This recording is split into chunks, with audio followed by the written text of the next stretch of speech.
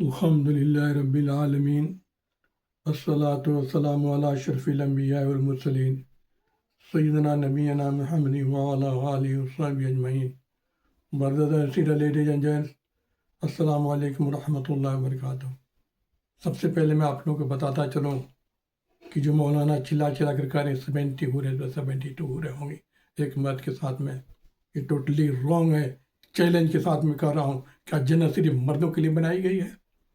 کیا جنت پر مرد حاوی ہوں گے، پربھاوت ہوں گے، ڈومیننٹ ہوں گے، زیادہ ڈومیننٹ ہوں گے؟ یہی قرآن کہہ رہا ہے، نہ حدیث سے ثابت ہے، نہ قرآن سے ثابت ہے۔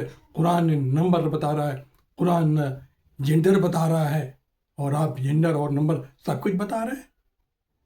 میں ایک بات اور بتاتا چلوں، ہر مومن مرد اور عورت کے ساتھ میں اللہ عز و جل نے پرماننٹ کے لیے، اٹرنل کے لیے، سروس کے لیے، خدمت کے لیے، ذمہ داری کے لیے ایک ہستی کو مقرر کیا ہے۔ وہ ہستی کا جنس نہیں بتایا، کوانٹیٹی نہیں بتائی، بلکہ 2 کوالٹیز بتائی۔ وہ کوالٹیز کیا ہیں؟